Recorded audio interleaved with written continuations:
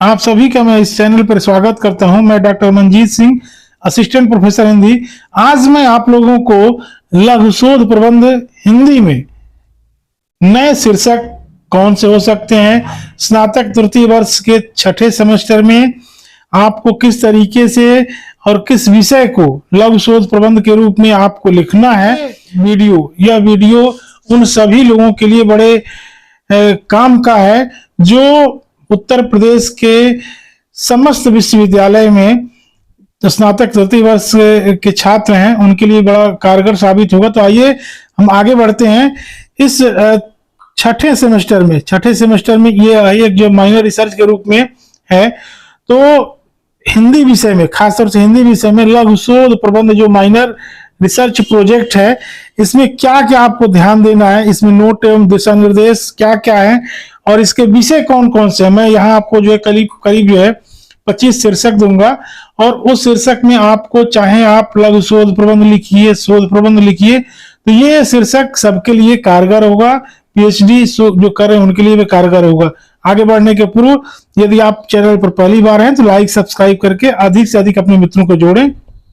आइए, इसमें क्या क्या ध्यान देना है आपको। जिन छात्रों ने हिंदी का चयन जो है किया है तृतीय वर्ष में और एक विषय पर उन्हें लघु शोध प्रबंध जो है उनको लिखना अनिवार्य है। यदि जिन्होंने हिंदी का चयन किसमें किया है, रिसर्च के रूप में, तो विश्वविद्यालय ने एक फॉर्मेट जारी किया है। उसी फॉर्मेट पर जिसकी चर्चा जो है हम अगले वीडियो में करेंगे, तो उस फॉर्मेट पे ही आपको लिखना है।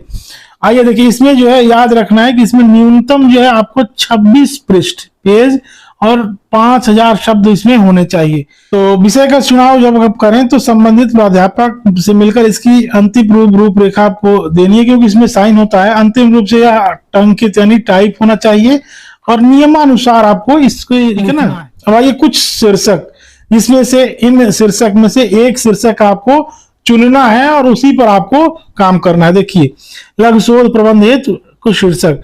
पहला देखिए, मार्क्सवादी आलोचना में अभिव्यक्त जन चेतना का अध्ययन।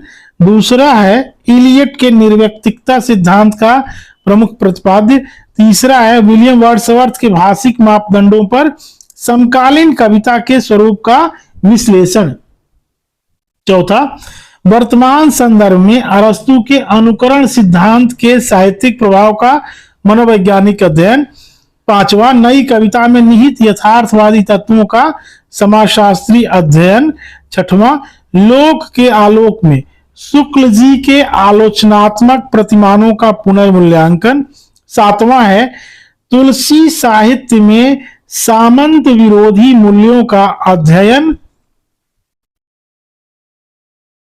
आठवां देखिए, नई कहानी में अभिव्यक्त लोक तत्वों का मनोवैज्ञानिक अध्ययन।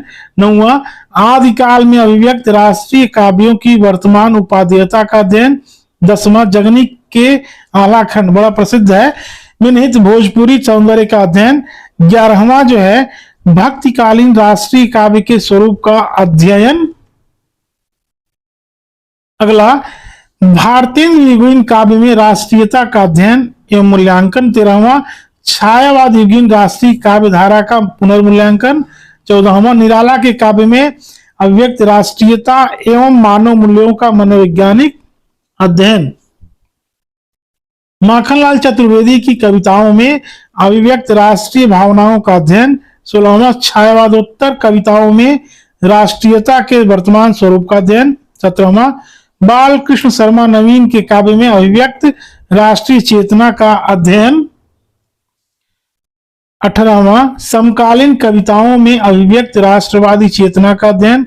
19वां, भारतीय सिनेमा में अभिव्यक्त साहित्यिक मानदंडों एवं राष्ट्रीय चेतना का अध्ययन। 20वां, भोजपुरी लोकगीतों का वर्तमान परिदृश्य। 21वां, भोजपुरी काव्य में लोक तत्व। 22वां, बिहारी हिंदी को की बोलियों के वर्तमान स्वरूप का अध्ययन। 23वां, हिंदी के शब्द भंडार का वर्तमान स्वरूप। 24वां, लोक साहित्य और लोक संस्कृति का अंतर संबंध। 25वां जो है भोजपुरी के श्रम गीतों का वर्तमान परिदृश्य। इस तरीके से कुल मान लीजिए कि इसमें 25 शीर्षक हैं, ठीक है ना, ये टॉपिक हैं। इसमें से आपको एक का चयन करना है, चयन करने के बाद आपको क्या करना है, आपको अपने संबंधित, ठीक है ना, जो आपके जो टीचर हैं, प्रोफेसर हैं, आप उनसे मिलेंगे और मिलने के बाद जो इसको फाइनल करेंगे। तो यदि अच्छा लगे तो चैनल को लाइक सब्सक्राइब करके अधिक से अधिक मित्रों को जोड़ें। बहुत बहुत धन्यवाद।